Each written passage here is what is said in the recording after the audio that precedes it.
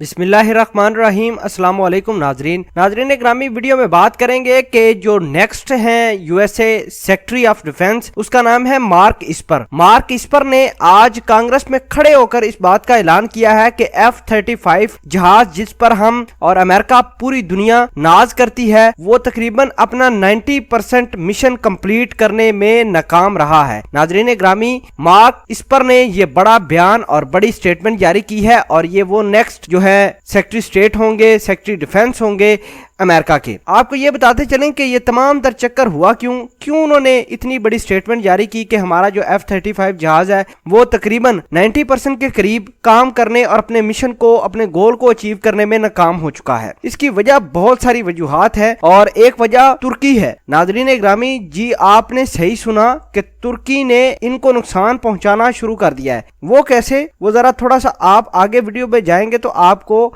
पता चल जाएगा कि किस तरह तुर्की ने F-35 जहाजों को नाकाम किया है। अब बात यह है कि जब से रशिया के साथ हाथ मिलाए हैं तुर्की ने, S-400 मिसाइल सिस्टम तो ले लिया उन्होंने। इसके पीछे बाकी बात बच गई कि अमेरिका नहीं चाहता था कि ऐसा काम हो S-400 वाला, लेकिन हो गया। और हुआ कुछ यूं कि अमेरिका ने और पेंटागन ने ये ऐलान किया है कि वो अपना नुकसान बर्दाश्त कर लेंगे, लेकिन तुर्की से स्पेयर पार्ट्स जो F-35 जहाजों के हैं वो इंपोर्ट नहीं करेगा। आपको बताते चलें कि 500 मिलियन से लेकर 600 मिलियन डॉलर तक के स्पेयर पार्ट्स जो F-35 जहाज में इस्तेमाल होते हैं वो तुर्की से बनकर जाते थे। अमेरिका को शदीद तरीन झटका लगा है और उसको ये समझ नहीं आ रही कि अगर तुर्की के साथ हाथ खींच लिया है तो हमने अल्टरनेटिव कौन सा ढूंढना है।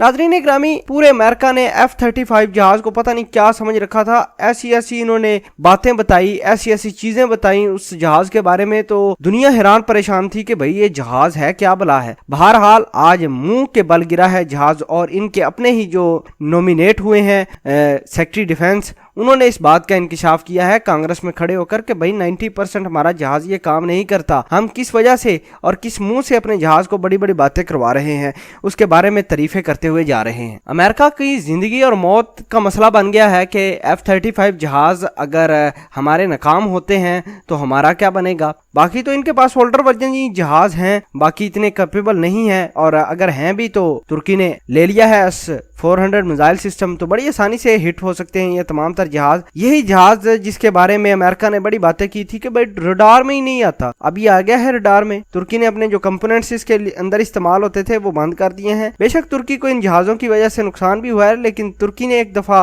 पांव से जमीन निकाली है अमेरिका के पांव से, तो इसको पता चला है कि क्या चीज होती है तुर्की। ये तो एक वजह हो गई कि F-35 जो जहाज है अमेरिका का वो नाकाम हुआ है, ये एक वजह तुर्की। दूसरी वजह ये है कि इनको टेक्निकल असिस्टेंस नहीं मिल पा रही थी, और आपको बताते चलें कि टेक्निकल असिस्टेंस तुर्की के पास ही थी, और टेक्निकल असिस्टेंस की वजह से ये जहाज अब अपना जो मिशन था इनका वो उसमें नाकाम हो चुके हैं। ये आपको बताते चलें कि इंस्टॉलेशन जो करनी होती है, ये डिप्लॉयमेंट करनी होती है, ये जहाज की जो मेकिंग करनी होती है या प्रोसेसिंग करनी होती है, ये तुर्की के जो हैं एक्सपर्ट वो भी जाते हैं लॉकहीड मार्टिन के अंदर और अपना जो है कंट्रीब्यूशन करते हैं, लेकिन ये भी निकल गए हैं। अब बहुत मुश्किल हो गया है अमेरिका के लिए इन जहाज़ों को मेंटेन करना। मुझे तो ऐसा ही लगता है कि अमेरिका के जहाज तबाह हो गए हैं, ये F-35 जहाज, और बिल्कुल डैमेज हो गए हैं। इनका अभी कोई खरीदार नहीं होगा। अब ये जो खबर जो मार्क इस पर जो इनके नए डिफेंस सेक्रेटरी हैं उन्होंने जो खबर ब्रेक की है, इससे दुनिया के ऊपर बड़ा ही एक